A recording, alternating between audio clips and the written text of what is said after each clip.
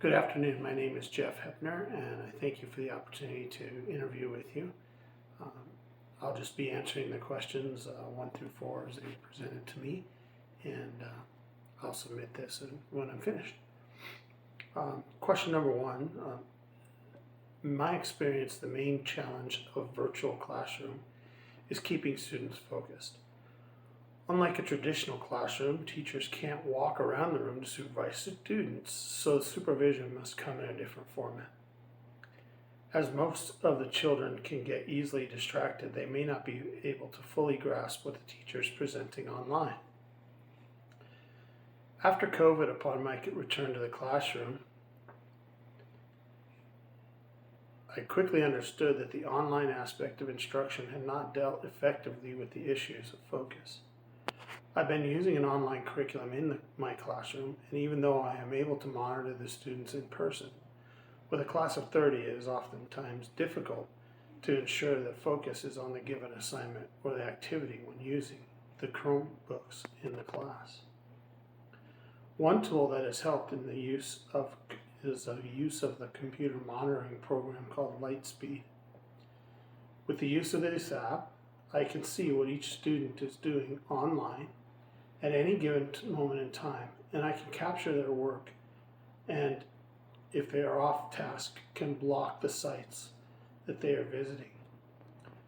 With this app, I can also share out good things that are happening within the class to promote learning for all the students based upon what one student may be doing. I can also see their history and record their screens as evidence in case other actions need to be taken. I found this app has helped not only focus, but also provide accountability for the students as they are aware that their screens are being monitored. This monitoring helps their success because they are more focused during the class time, and I can have individual conversations that are focused on instruction and even give immediate feedback to address any misunderstandings and cement those solid concepts that they've learned.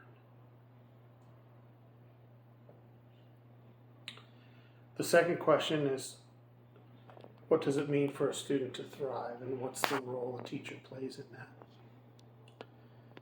For students, thriving doesn't mean doing well academically or even having their basic needs met. Thriving can be defined as how well students are flourishing physically, socially, emotionally, and yes, academically. I believe a teacher's role in helping a student thrive is to become a facilitator of the learning and give students opportunities to learn through different modalities. Students who become independent learners are better suited to become critical thinkers and problem solvers. These are lifelong skills that allow students to become productive community members. I believe it's imperative to guide these students through this process so that the decisions they make affect positively all aspects of their lives and allow them to build confidence in their own abilities, which in turn allows them to thrive physically, socially, emotionally, and academically. This will in turn allow them to grow into the productive and confident members of society who are able to take advantage of any opportunity that is presented to them. They will be able to make sound decisions that affect not only themselves, but all parts and stakeholders in the communities that they are in.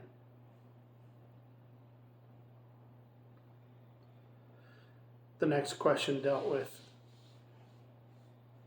school being in session after a few weeks and how I would understand whether students are being successful in this community. I think the first step would be to ascertain whether a student is being successful in the community is to make sure that they are attending as required. Without that attendance, they are much less likely to be successful. Once they are regular attenders, then I'll use informal assessments such as lesson checks to ensure that they are assessing and understanding the material given. I would be looking for positive indicators that students are working towards proficiency and even mastery, and then support them through enrichment opportunities to go deeper and extend that learning.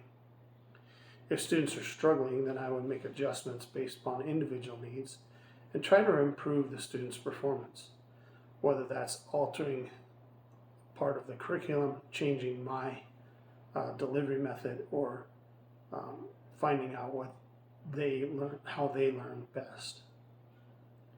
This might mean setting up individual office hours for one-on-one instruction or small group interactions.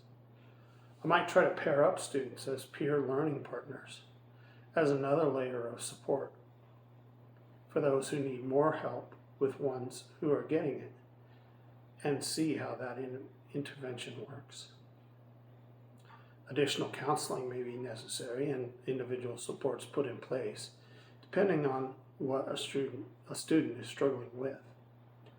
Organization, comprehension, or even if this community is the best fit for them.